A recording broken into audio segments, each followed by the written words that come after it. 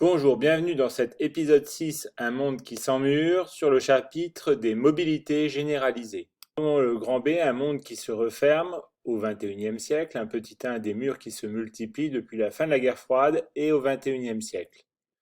Il existe donc à travers le monde une multiplication. Nous sommes toujours dans le grand 2, abordons le B, un monde qui se referme au XXIe siècle et petit 1 des murs qui se multiplient depuis la fin de la guerre froide et au XXIe siècle.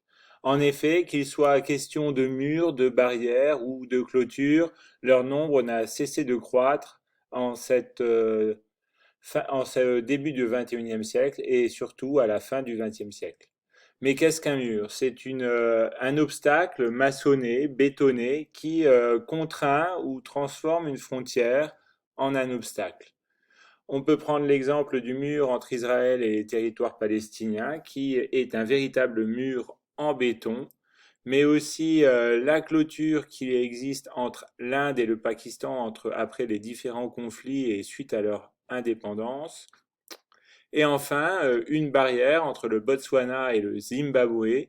Le prétexte serait une épidémie et donc éviter que les Zimbabwéens importent l'épidémie au Botswana. Il ne s'agit pas du Covid-19, mais d'une autre forme de maladie.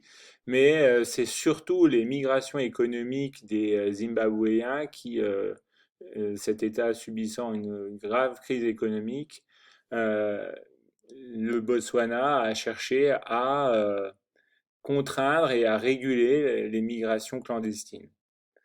Au total, on compte près de 70 murs sur 26 000 kilomètres, soit 10% des frontières de par le monde. Il y avait 16 murs en 1989, aujourd'hui il y en a près de 70.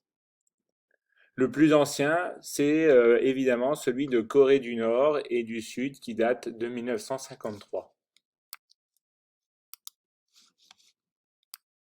Pour le petit 2, des exemples de murs, je vous renvoie aux trois vidéos intitulées Exemples de murs et qui vous présentent un exemple en Asie, en Amérique et un en Europe.